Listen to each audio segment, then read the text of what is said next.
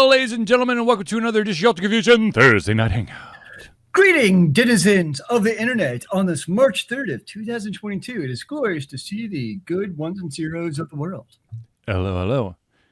Ladies and gentlemen, of course, I'm your host, Charlie, and I'm joined once again by the prolific comer himself, Zealeus. Sir?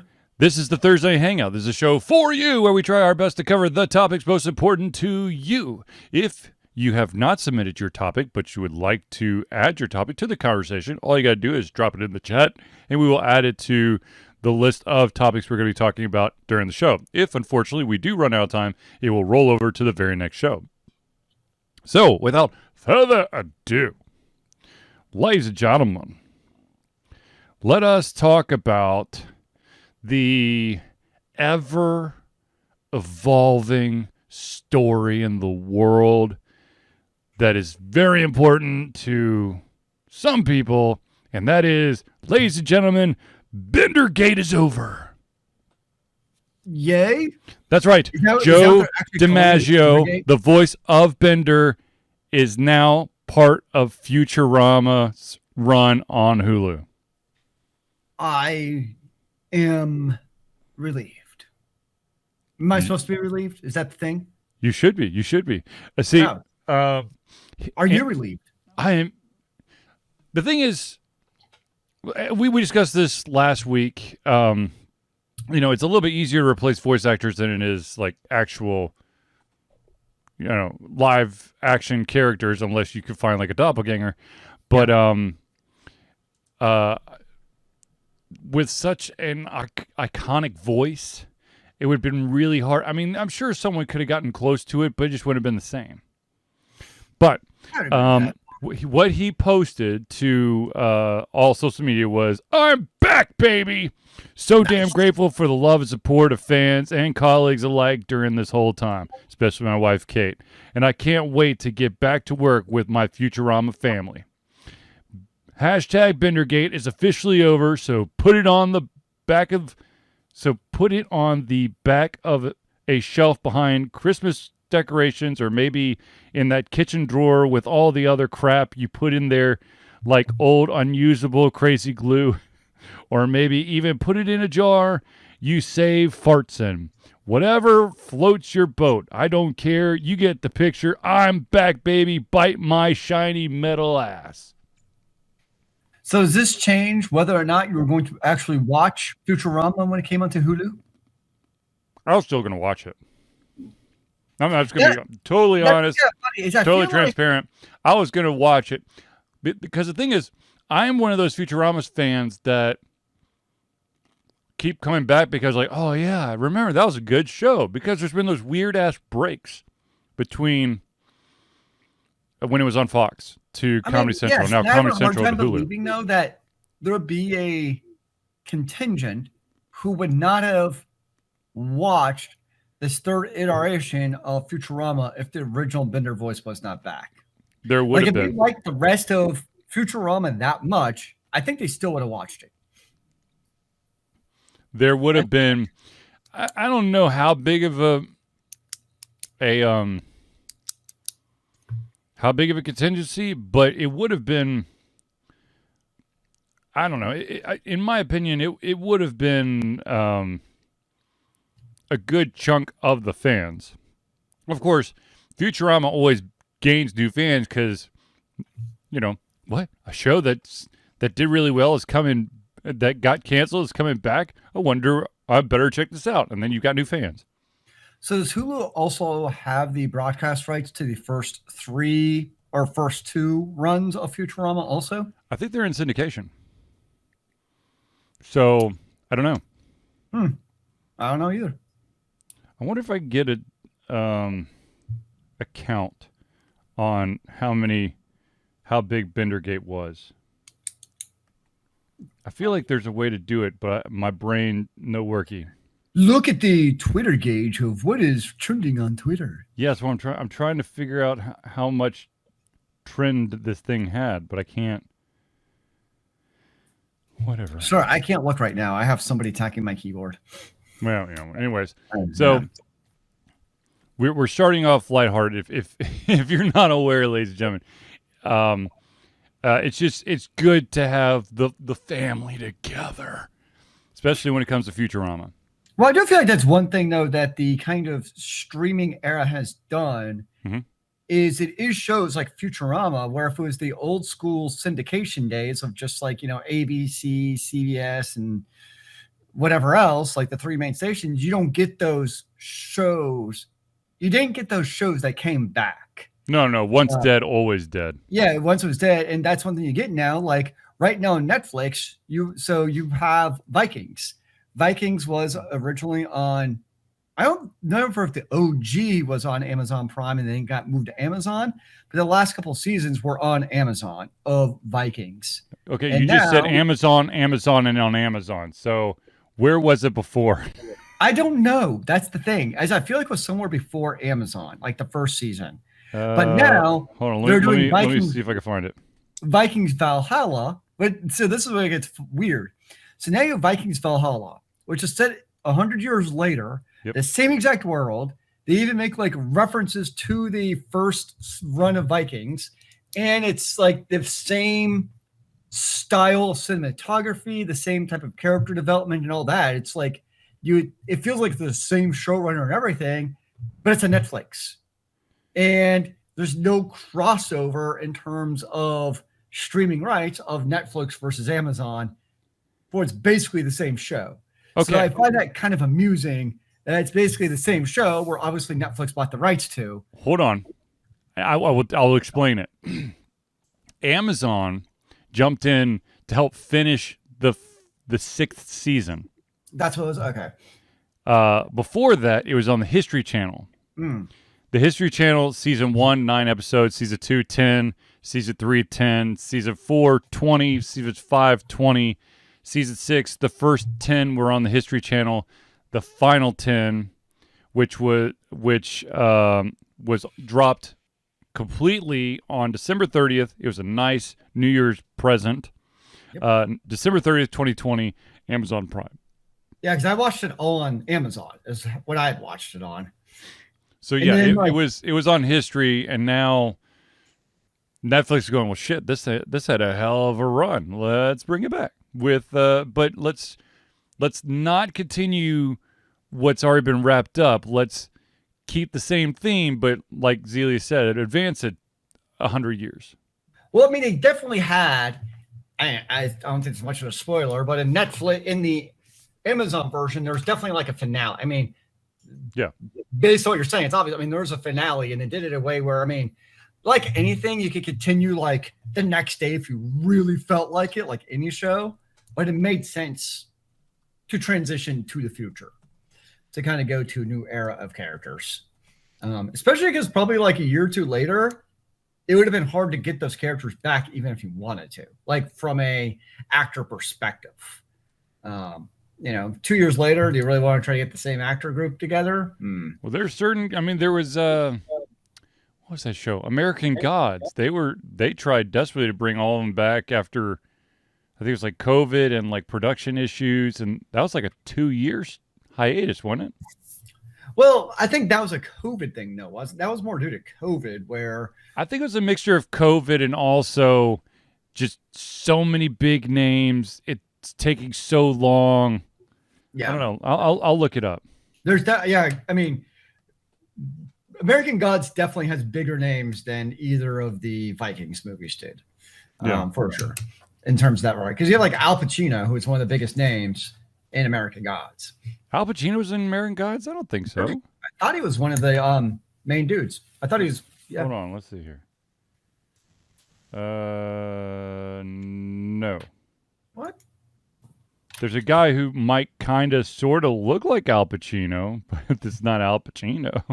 That's probably who I'm thinking of. That is the guy who looks like him. Yeah, who's Ian McShane. Oh, I always thought that was him. Oh, well, never mind. Yep. It's on Stars. Strongly corrected. All seasons were on Stars. It was 2017, 2019, 2021. I remember reading the book at PAX Prime. Okay, first of all, Neil Gaiman, God damn it. every single thing every single thing that he's writing is turning into a TV show now. Okay, you had American Gods. What was the other one? You had what's the? Did you do Omens of Good and Evil? Yep. Sandman, which is coming to Netflix. Neverwhere, which is a really good book, and also it's an okay BBC miniseries. American Gods, Stardust the movie with Michelle Pfeiffer and Claire Danes. The Coraline was actually Neil Gaiman. Good Omens, and then the one that I'm very interested to see what they actually, they're trying to make a TV show out of it. It's the Graveyard Book, and I highly recommend that you actually. I want to say it was the audiobook version of it. Like there's a special cut of the audiobook version where he explains that the Graveyard Book was actually written by him through several phases of his life because he didn't feel that he had enough knowledge or experience in order to truly do that book justice. So it actually took forever for the book to happen. It's a great book. Holy crap, it's a great book. But yeah, the Graveyard Book, I believe they're making it an adaptation to it. I could be wrong, but I have this funny feeling that someone's saying that they were going to make an adaptation. Possible film adaptation. And he's also done like screenwriting for shows, like other television shows. Oh, he's done some Doctor Who. And they're really good episodes usually. Well, yeah, the man's a genius. Kind of, sort of. And he's also nerdy enough that he also knows how nerdy he is. That the web series The Guild, featuring Felicia Day and gang, Neil Gaiman was absolutely game to jump into a couple, I think at least one episode of one of the later series where they went to a convention, and Neil Gaiman was begging one of the players, because the player had one of the individuals from the guild. Spoiler alert! I think we're outside spoilers, but anyways, had found a way. It's basically like a save a seat at the convention buddy network. And the guy basically became like the godfather of it. And so Neil Gaiman is like begging this guy. He's like, look, I have some friends. They want to see these panels. What do I have to do to get them in? It was Just awesome. Let me do it, man. Don't you know who I am? It is awesome. But do yourself. There's another one that I think that Amazon actually just snatched up. The Anazi Brothers, which is another amazing book, and it's going to be mind-blowingly amazing TV show if they take direction from Neil Gaiman. So You just got so much, man. And if it comes to television show, why wouldn't you take advice from him? Seriously, if the man wants to help you out, you say yes, please. Where do I sign up? Exactly. Would you like my first or second or both of my children?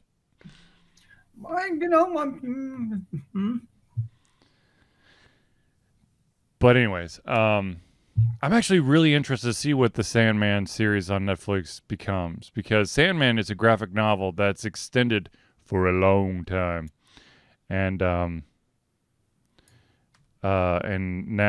Netflix has. I wonder when it's coming out. Let's see if I could figure out when it's coming out real quick here. The Sandman adaptation TV. The Sandman. Oh, Jenna Coleman's in it. Oh, they're saying that Lucifer was a spinoff of that as well. What? Lucifer is such a show where I can't decide if I like it or not. Well, it's done now. But I've watched. I just can't decide if it's good or bad. Like, I go back and forth. It's weird. But the thing is, you keep going back, and that's it. See, that's the thing. That's what's weird. I'd rather have something that people can't decide if it's good or bad, but they keep coming back to it. That's fair. Anyway, so, yeah, I mean, Neil Gaiman's the man. I mean, there's nothing else you could say about it. Except for he's a man who does things. He's the man. Oh.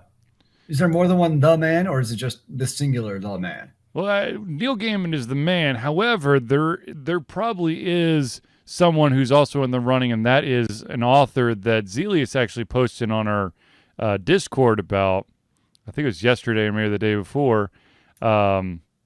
Sanderson decided to give everyone a little surprise on Kickstarter, and I clicked on the site just to see where of course, Bryan Sanderson is like, he's sci-fi royalty, so you have people just pouring money at him, and Kickstarter, when I was looking, couldn't keep up. The number just kept rolling.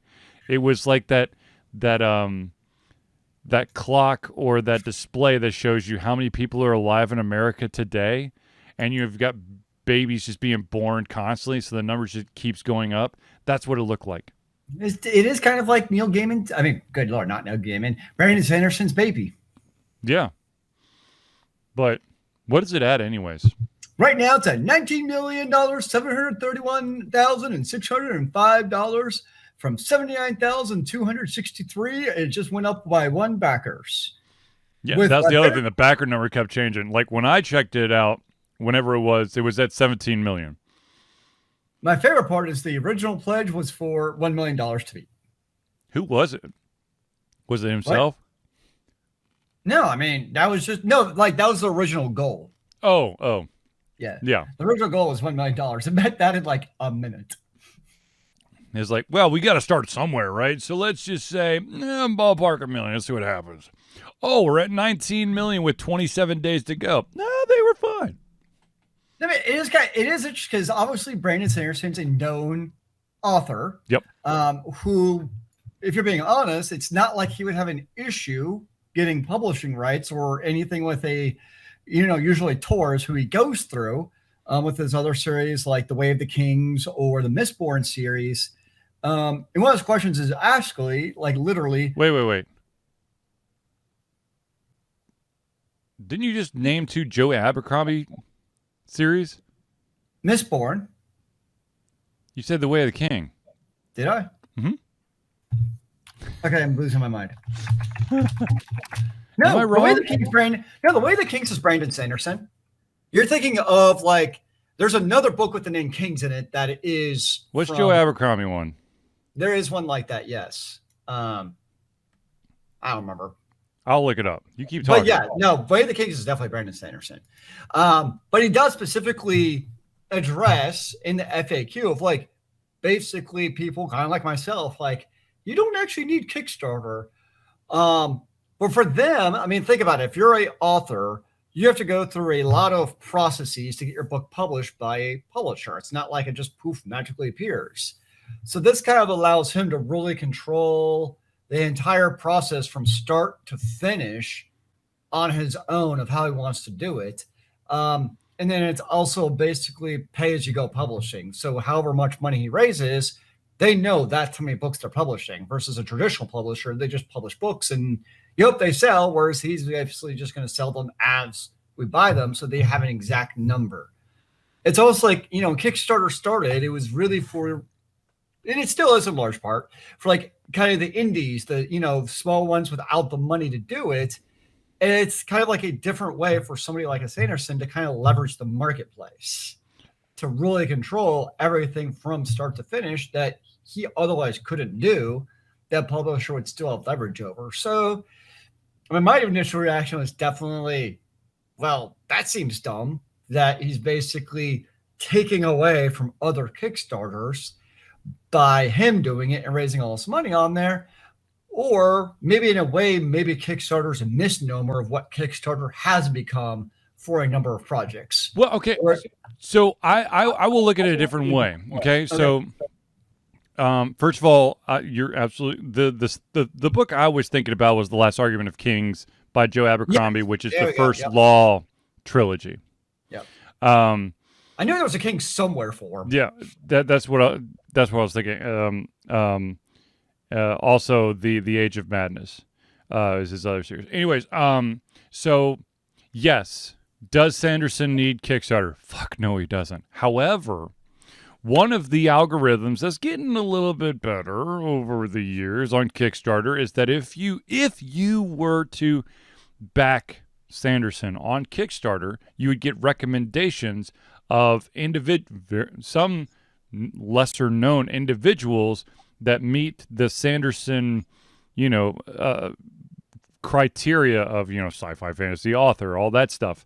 So in a way, he's sort of helping up, but he is flooding.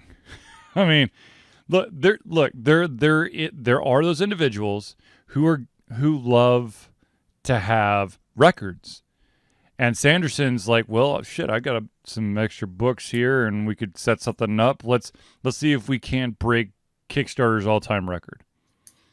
Yeah, the only interesting thing for me is from a book's perspective, because I've read 2 of his series, the Mistborn, and I think it's called like the Alloy Ways or Alloy something. It basically takes place after Mistborn. I enjoyed both of them a lot.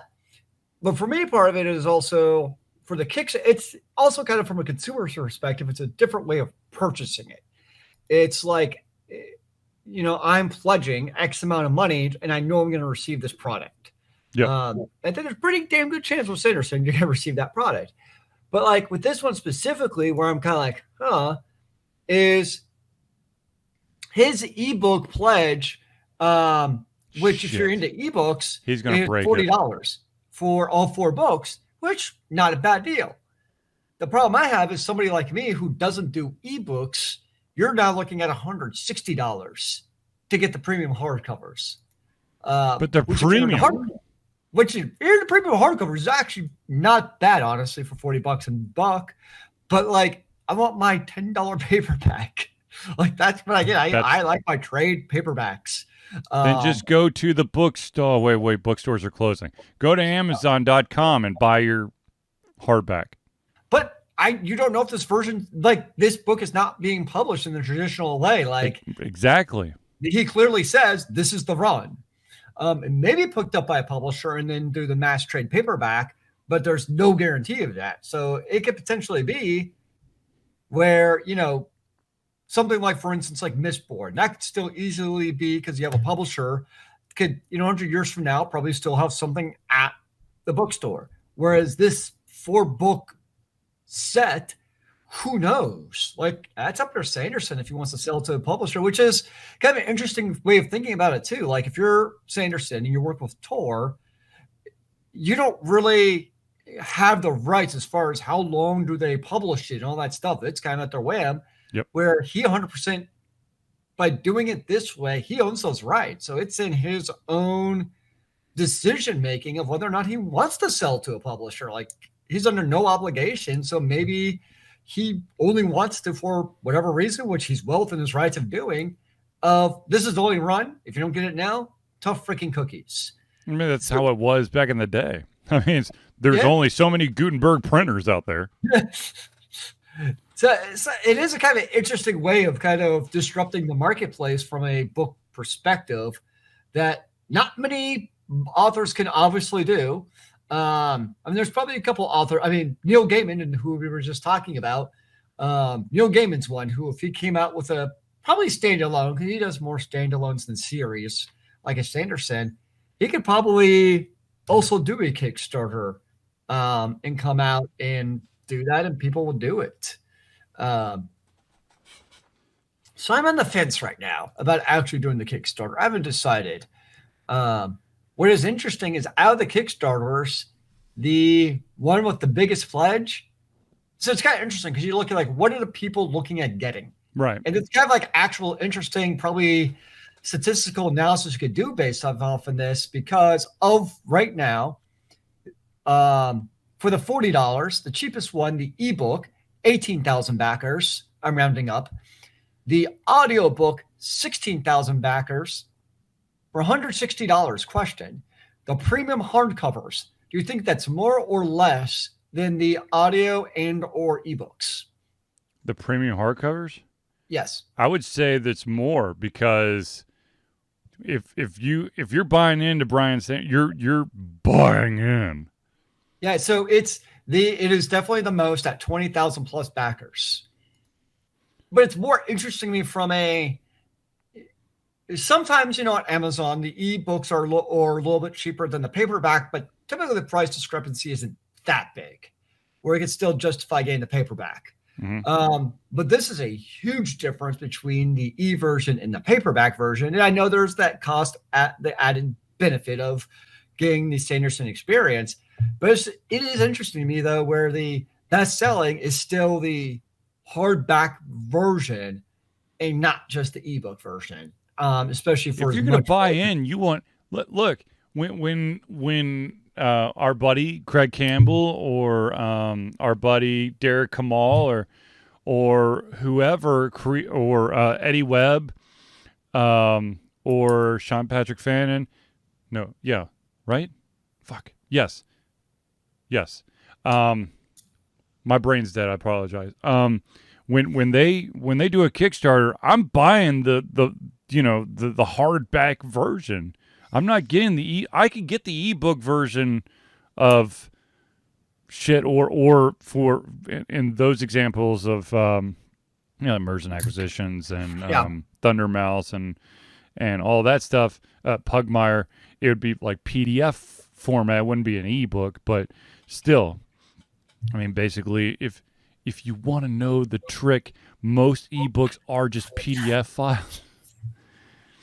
But if you're going to buy into, but okay, so first of all, Sanderson is going to dethrone the biggest Kickstarter project in like probably the next 2 hours. What's the largest Kickstarter project? The Pebble Watch. Oh, I forgot about that. They rose in their entire run. They rose $20.3 million and had 78,000 backers. Now, this was many, many years ago. I'm trying to figure out how long ago this was. Is there a publishing date on this? 2015. 2015, there was another company out there who tried to do like Kickstarter, but just for books. And I don't know if it's still around because I haven't really looked it up, but it's called Inkshares.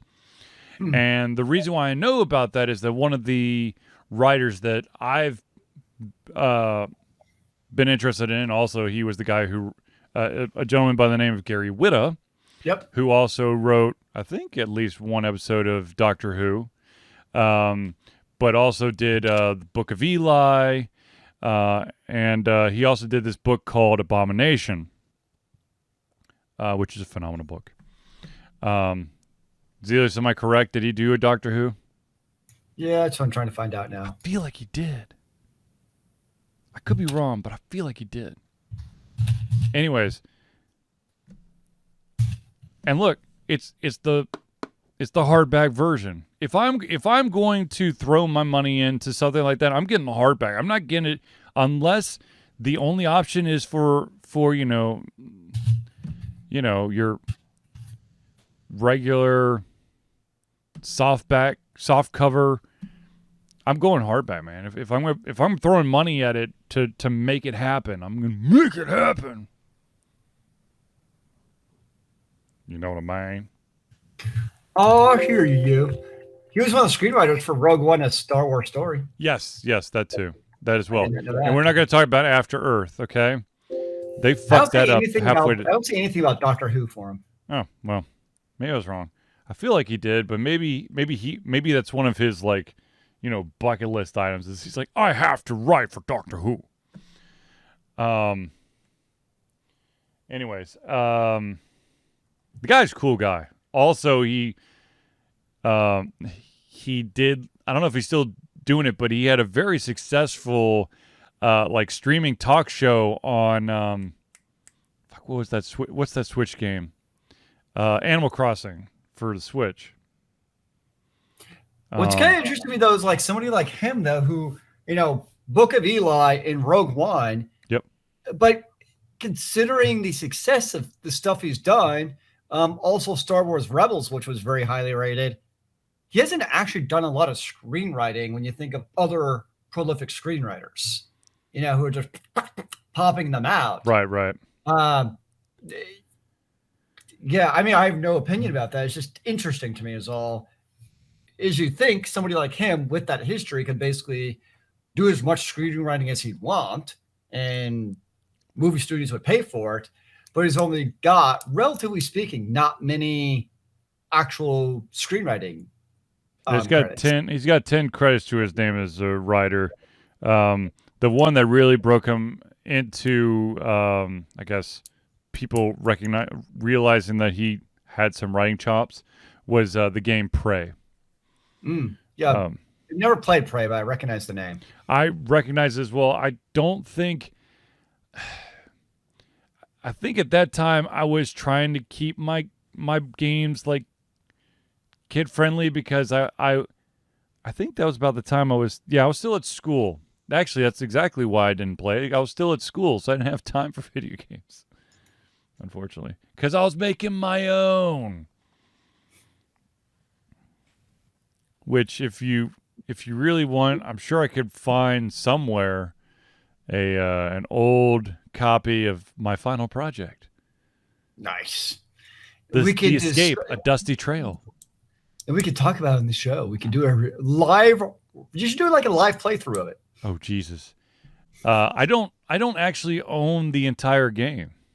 I never did. You made the game. When we graduated, we only had the first 2 levels of 3.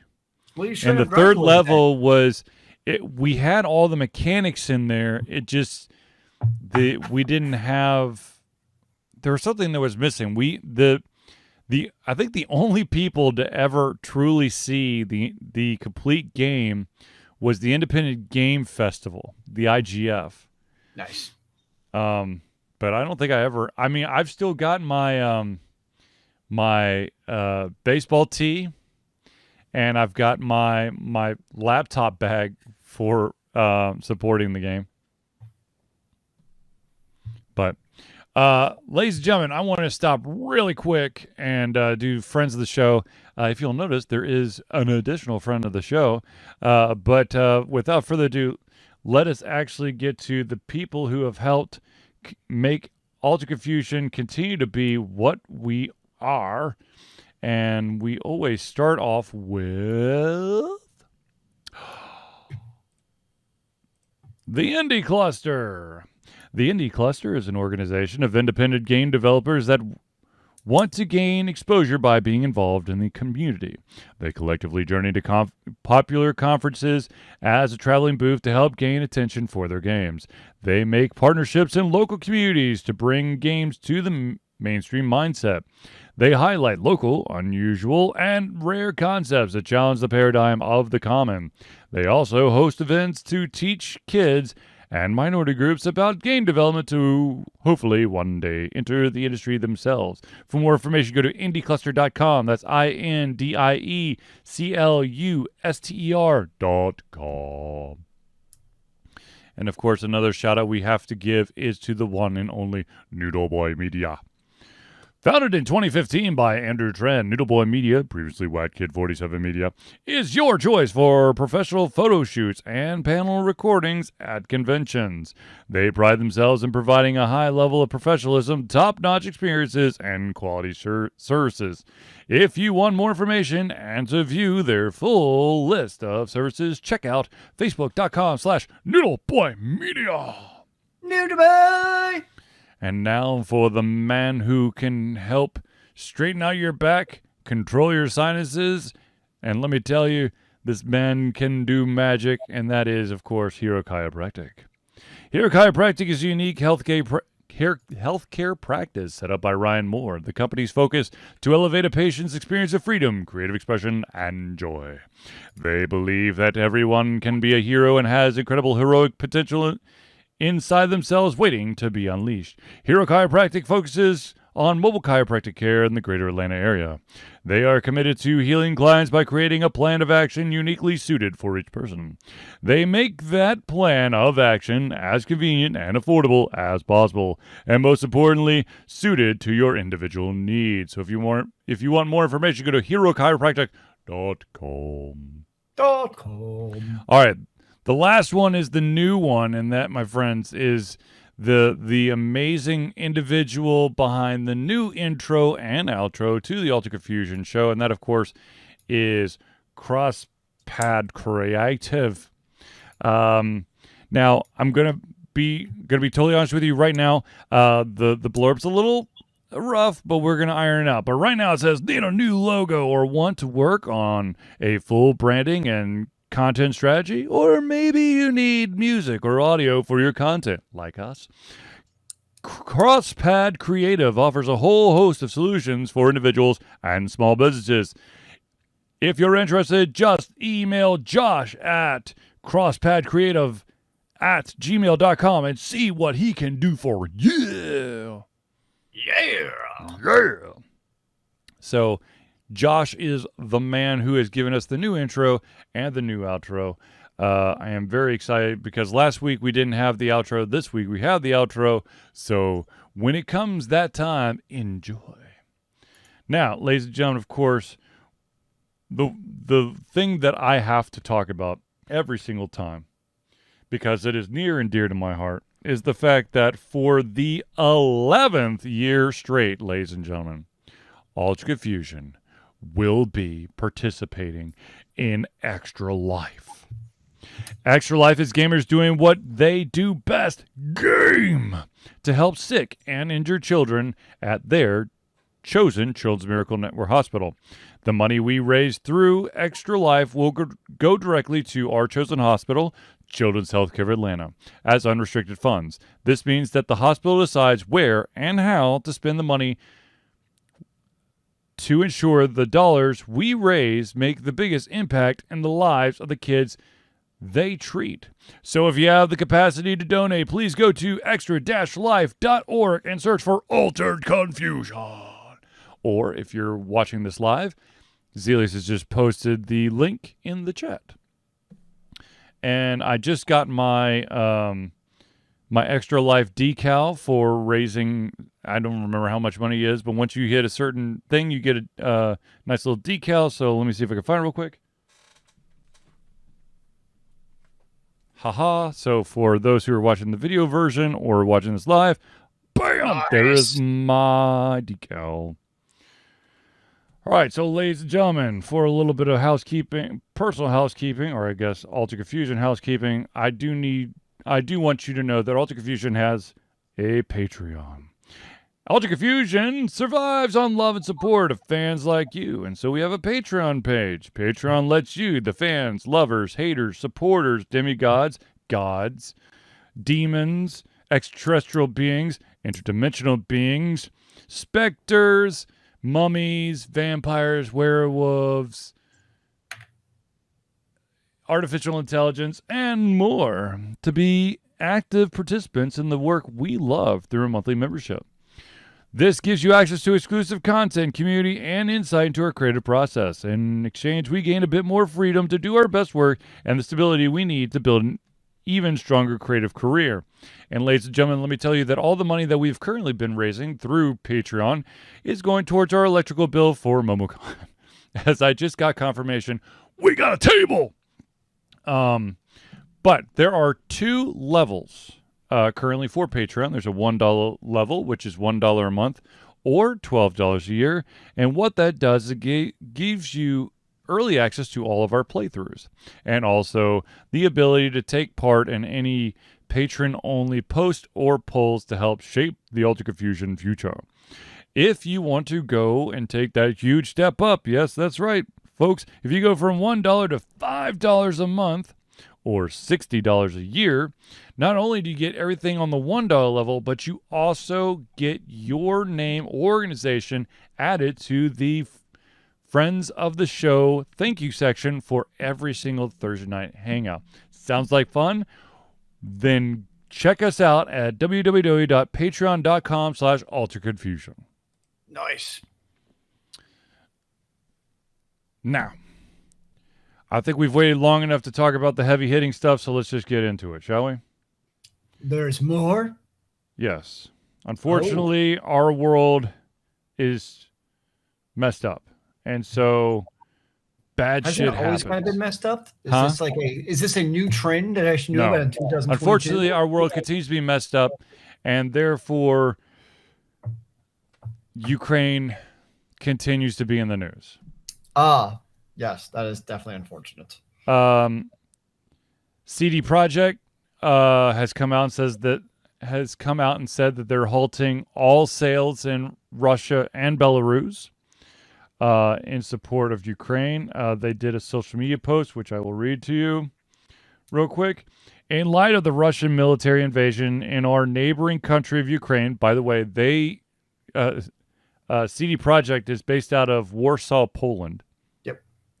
In light of the Russian military invasion of our neighboring country of Ukraine, until further notice, the CD Projekt Group has made the decision to halt all sales of our games in Russia and Belarus. Today, we begin working with our partners to suspend digital sales and cease physical stock deliveries of CD Projekt Group products, as well as all games distributed on the Good Old Games, or GOG, platform to the territories of Russia and Belarus. The entire CD Projekt Group stands firm with the people of Ukraine. While we are not a political entity capable of directly influencing state matters and don't aspire to be one, we do believe that commercial entities, when united, have the power to inspire global change in the hearts and minds of ordinary people. We know that players in Russia and Belarus, individuals who have nothing to do with the invasion of Ukraine, will be impacted by this decision. But with this action, we wish to further galvanize the global community to speak about what is going on in the heart of Europe. To our brothers and sisters fighting for their home country, stay strong. Now, we're going to piggyback off of that and tell you about another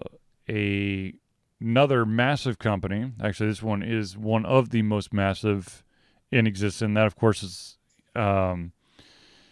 Electronic Arts, otherwise known as EA. EA has officially removed both Russian and Belarusian national clubs from FIFA 22 and NHL 22.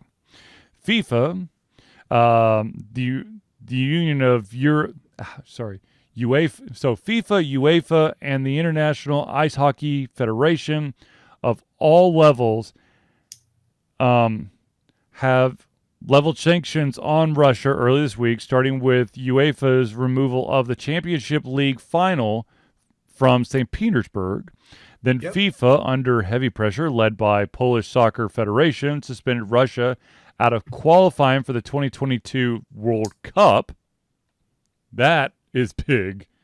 Okay? That has nothing to do with EA, but FIFA's saying, hey, by the way, Russia, you're no longer eligible to even qualify for the World Cup. That's big. If even FIFA is coming down on him, you know you've done something wrong. And to be pretty much the most corrupt organization in the world. Actually, the most corrupt organization in the world would be the Olympic Federation.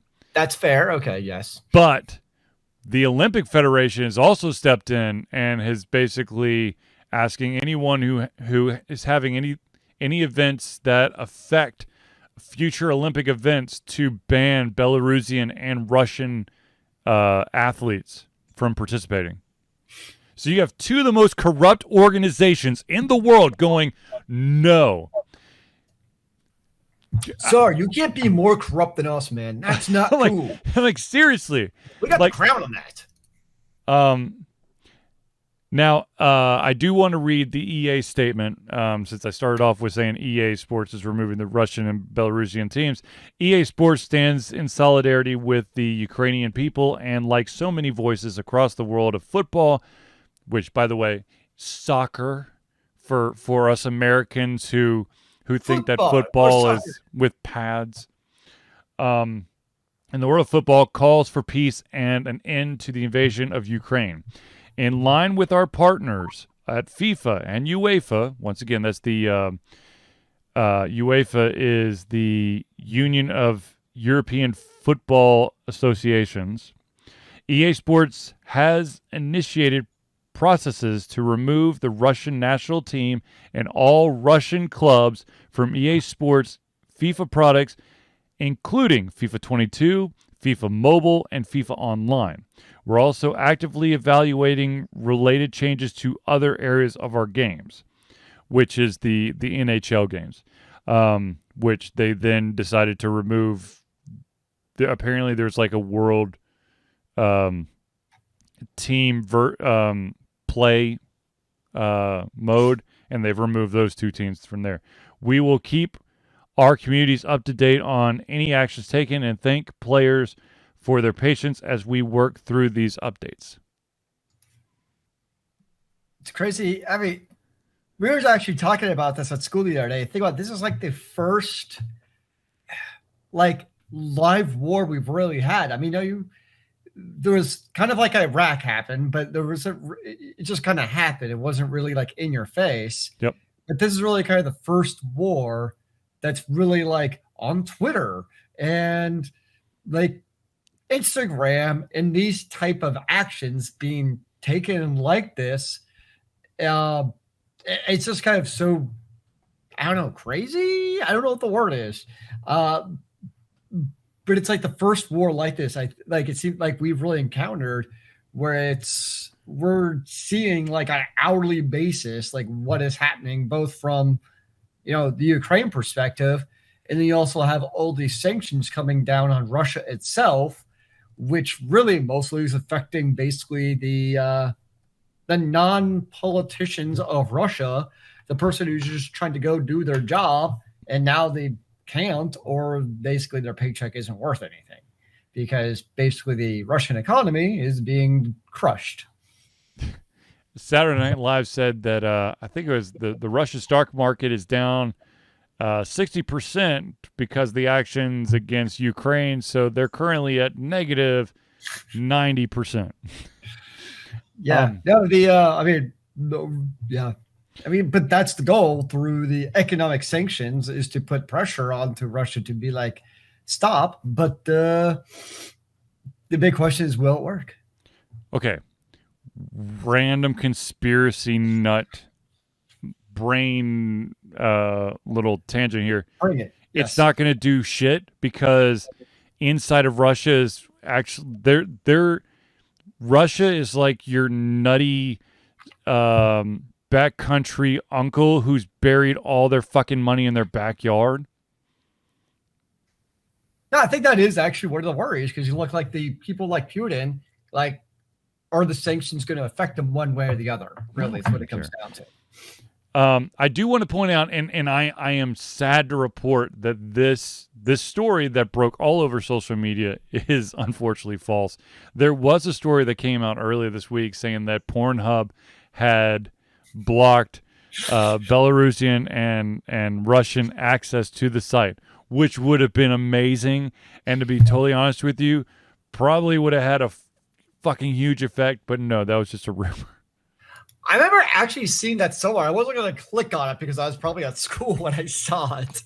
But I'm like, I thought I remember seeing that at one time. Yeah, no, I went to snoops.com and they're like, yeah, we really wanted to be truthful, but it's not. I mean, they got to make their money, right? Most of Pornhub is free, though.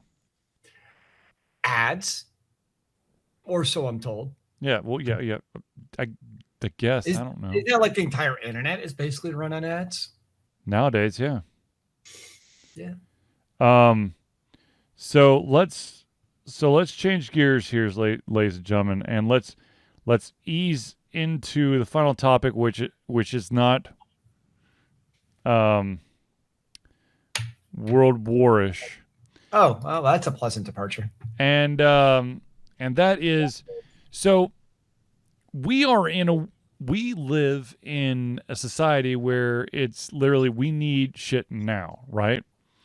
So when you We see live in a these, society. when you see these like video games that you're like, oh, they'll be out in 2 or 3 years.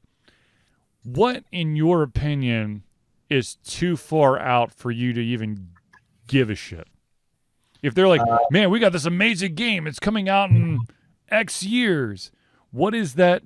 What's that X plus 1 where you're like, I don't care. I think kind of like you're saying, basically right around the corner. I mean, we are in a world of I'm not going to wait. So like for me, when it comes to new games, something like Final Fantasy is probably an exception because you're playing it and you're kind of waiting on those expansion or patch updates. Well, that's different. Expansion, I'm talking like separate a brand new game. Yeah. Probably Last Ark was actually the last game where I was interested in like playing it day one when it came out. But really like, I'll keep my eye on it. Like Elden Ring was, a really big deal. The new Souls-like game. But it's not like I was waiting on pins and needles for it to come out. What's more interesting to me probably is how it feels like from certain developers, these games are supposed to come out in X year, get pushed 1 year and 2 year. Like I'm looking at you, Overwatch 2, where I'm just kind of giving up caring. I think that's probably where it puts me more at than place else. I'm just like, And then even when it comes out, I'm going to wait to see if there's bugs and other crazy stuff that make the game not work for the first 6 months. Hello, right. Cyberpunk 2077. Several months? Dude, we're like, aren't we already a year in and it's still broken as shit? No, they released a patch about a month ago that basically fixed everything. So that if I accidentally fall off the fire escape ladder and nick the corner, I won't instantly die? Holy shit! No, my understanding, particularly in the consoles, is the update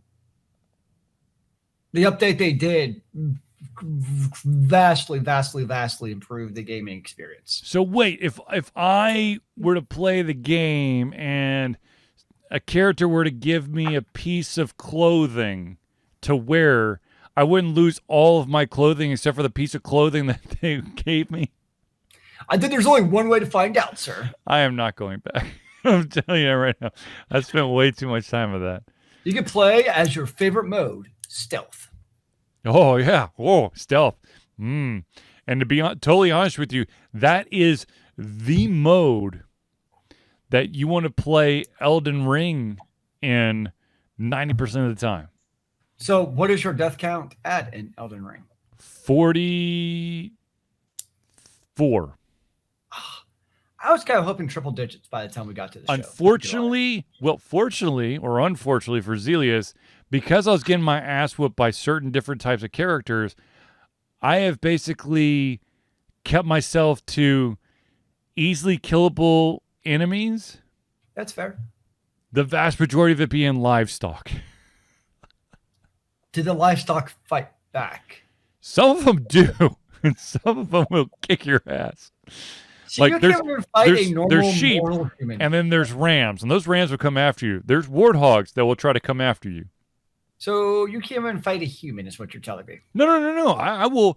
Anybody with just chainmail, a shield, and a weapon, I'll come and get you.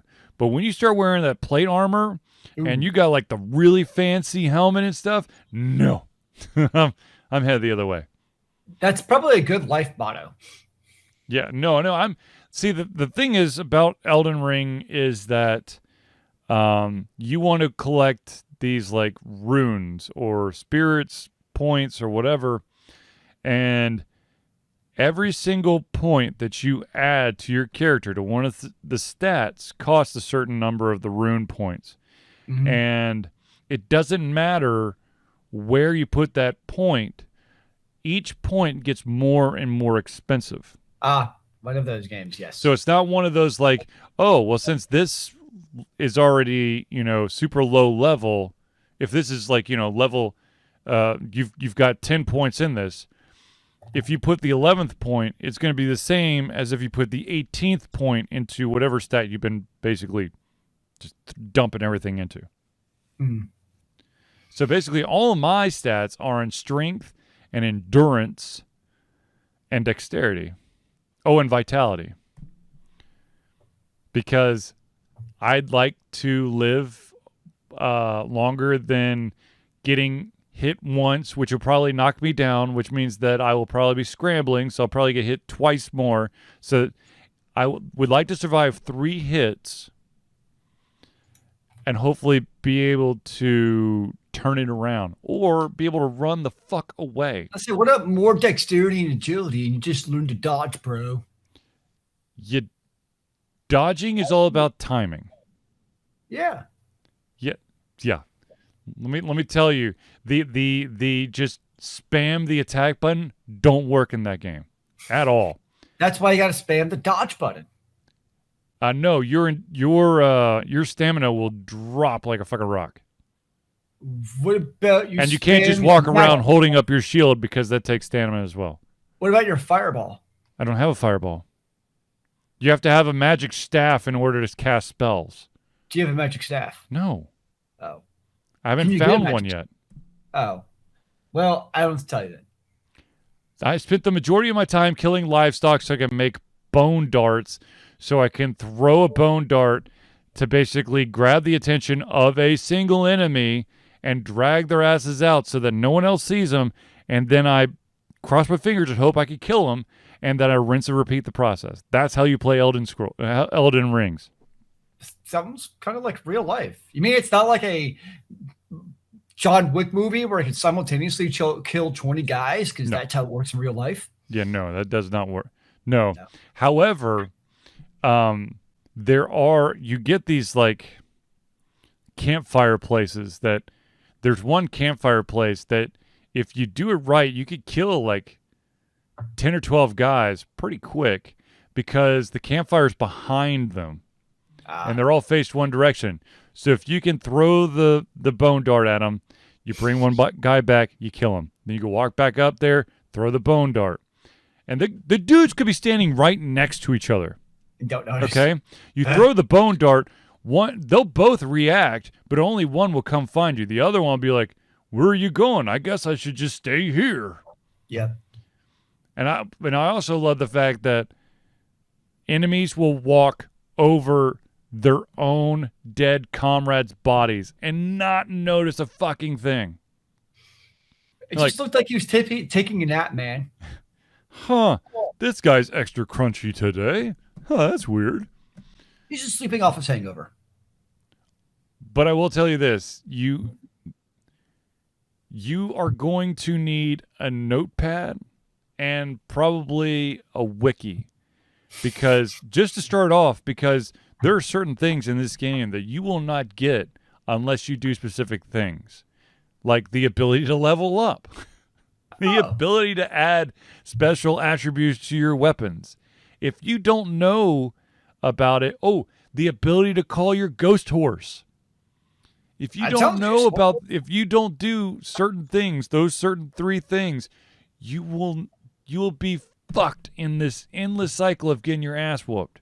Is there like actual no tutorials that just drop you in? It's just good luck, don't die. Basically, I mean, they're like, this is how you jump. This is how you run. This is how you try to dodge out of the way of this psychotic crossbowman who's going to take you out if you're stupid in the beginning.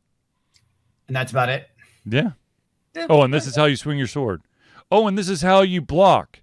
But, by the way, depending on what class you start off with, you may not have anything to block with. So using the block button is not going to do shit for you because you don't have anything equipped to block with. What are the classes you can start out with? There's like a Mad Prophet one, which is the mage. There's like there's a samurai one, which is sword wielding, and some other ones. I chose the Wretch, which basically is like your blank slate. Everything, your entire character, all your attributes are set to 10. And you start off with a wooden club, and a rag diaper. It kind of sounds like you chose hard mode, yo. I didn't want it like I wanted to be able to build my character. And how's that going? Not bad. I'm level 24 now. 23, 24. I've died 44 times. Give or take. Does the game actually tell you, or do you have to keep track? I don't know if it tells me or not. I'm keeping track. There you go.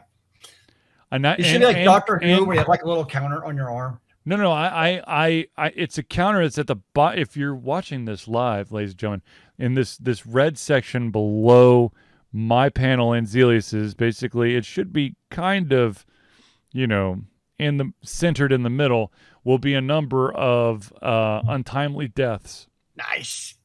And I will update it as soon as I die. That's very kind of you to welcome. Let us masses know just how rough this game is. It's rough. But going back to the story, the reason why the question was how far out is too far out, when it comes to release dates, there's a company who basically, they're still amazing, but I think they've really cooled off. They hit their peak, in my opinion, in 2010 with a game that just destroyed me. I will never play it again. Heavy Rain. The name of the company is called Quantic Dreams. Quantic Dreams' next big game is called Star Wars Eclipse. Oh. Now, everyone was predicting the Star Wars Eclipse is going to come out, in 2023, 2024. Nope. They are going, their earliest release date is now scheduled for 2027, but most likely 2028. I think a game that far out, like, you're just supposed to be like, it'll come out eventually. That's like so far out where I'm sorry, I'm not going to remember. I'm sure they're probably going to just inundate us with ads when it comes, but why tell us now? Like, you're just building my problem is that when you give a date so far out, you're going to have those hardcore fans who are literally going to be counting down the days, and the hype is going to be growing. And it don't matter what you give them. When it comes around in 2027 or 2028, first of all, what consoles are going to be out then? And second of all, those people who are the diehard fans, they are not going to be satisfied with your game ever, because you've let it build up for so long. Say that just in my opinion, what they should have said is, hey, we're excited to we have been authorized to create a Star Wars game.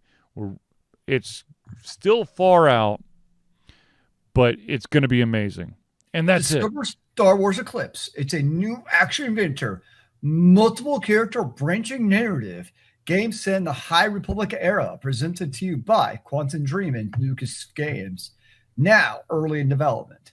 Yep. I think it also, though, in a way, it shows, because they're video games with choices that actually matter and have like far-reaching repercussions, especially from multiple narratives, are not exactly common. Quantic Dreams has found a way to do it, at least in Heavy Rain. Now, some people would beg to differ with some of their other games. I would beg to differ with Beyond Two Souls. I really didn't think they really hit the spot on that. And I own the other game that they made, which was released in 2018, which is Detroit Become Human. Yeah. That game was actually one that sparked a shit ton of controversy, because there was child abuse, potential child abuse that could occur in the game. Yeah, but I think it just shows how hard that doing branching content can be. It's not exactly an easy thing. No. Which is why you have new Call of Duties every single year, because there's no branching narrative content. It's just point and shoot. For better or for worse. Well, probably worse. Well, actually, no, not for worse, because they're still making a shit ton of money.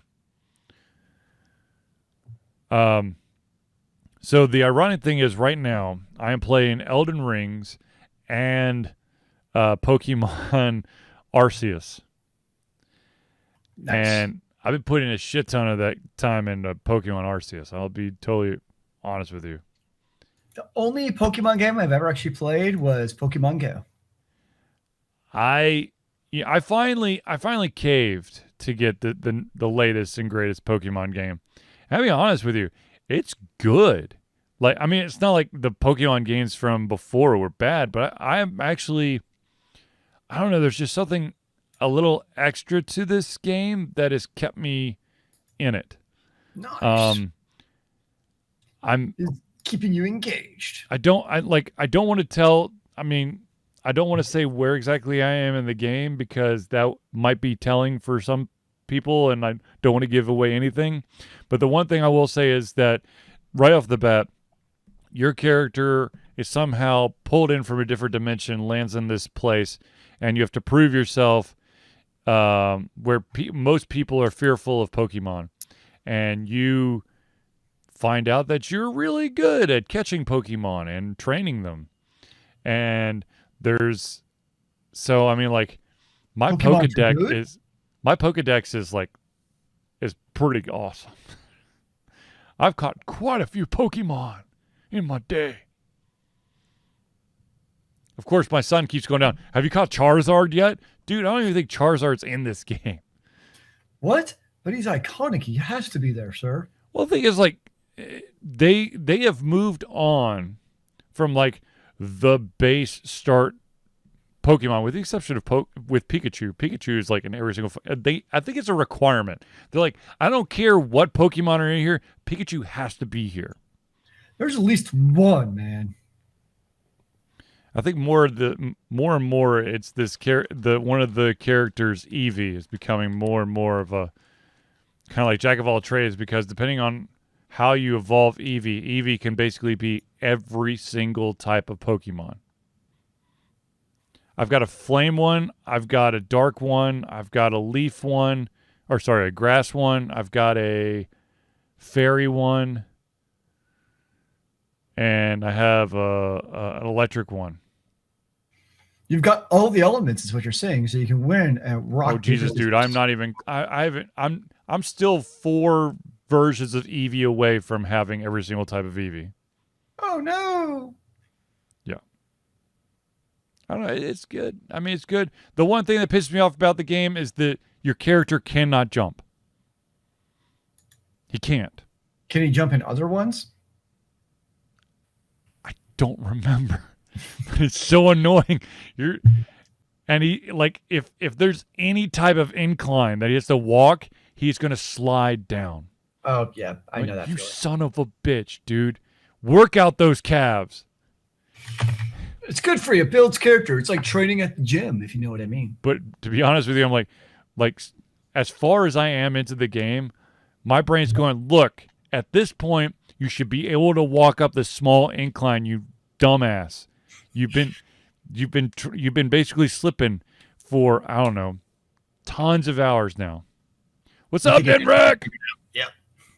But nope. He's gonna make you work out those stumps to get them up, man.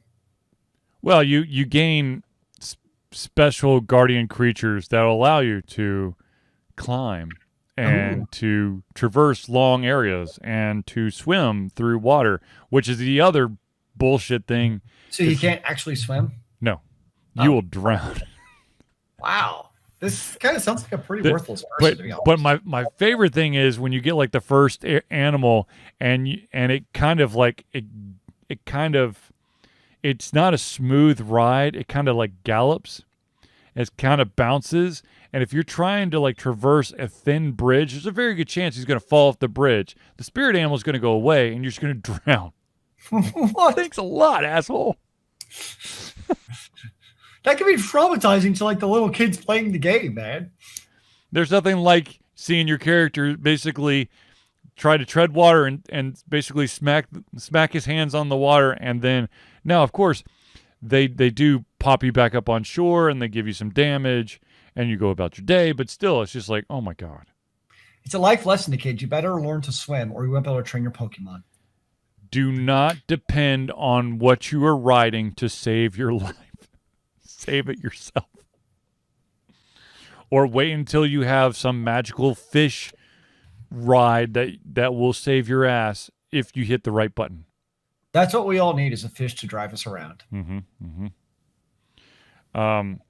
So you may have noticed I wrote a review for The Shady Side of Me, which of course was the Patreon early access playthrough. I also wrote up a review for my experience with Death Stranding, which was an experience. And I still, Zealeus, you and I, we can't sub to Alter Confusion to help save our lives. Unfortunately, Ninrak, because we meet every single criteria except for the number of concurrent viewers per stream for whatever, like 3 months. If we got that, we would be able to do subscriptions. But because we have such sporadic attendance, not your fault, it's probably mine, but because of that, we do not have the ability for subscriptions. Lame. What was I saying? About how you can't swim? No. Damn it. I don't know. I don't remember anyways. Death Stranding. Oh, right. It's exactly like what Zealeus was talking about with Lucifer. He's like, I don't know if I like it, if I don't like it, but I keep coming back. That's what Death Stranding was for me. It's like, I wasn't like over the moon about it, but I wasn't also like, God, this fucking sucks. Though there were those moments where like, God, this fucking sucks. And there were a couple of moments where like, okay, this is kind of cool. And I put in over 96 hours into the game. Must have done something right if you put that many hours in, sir. But, well, I mean, most like 95% of the time was me walking from one spot to another spot to deliver a package. Get some good exercise. You should work out those calves, just like in Pokemon. His calves were monumentally amazing. Unlike my Pokemon character, who is still weak as a wet noodle when it comes to a slight incline. Oh, that's unfortunate. It's very unfortunate. It's very unfortunate. All right. So, ladies and gentlemen, we have unfortunately reached the end of our show. But I do want to say we do this every single Thursday. We are going to do this every single Thursday. I know that we've only done 5 episodes. This will be our 6th for the year. We're going to do better, damn it. We're going to do better. That all, really? Yeah. It's because I've been sick, and there was the 1 week where you had robotics. So I am going to be... Robotics and sickness. Oh, okay. Well, you know. Anyways, so ladies and gentlemen, I want to thank everyone for tuning in to the Ultra Confusion Thursday Night Hangout. For myself, Charlie, and Zealeus, it's been a pleasure giving you everything from our heads, our mouths, and of course, our hearts. We'll be back next Thursday for another Ultra Confusion Thursday Night Hangout. Remember, kids, keep on gaming in the free world. Amen to that, brother.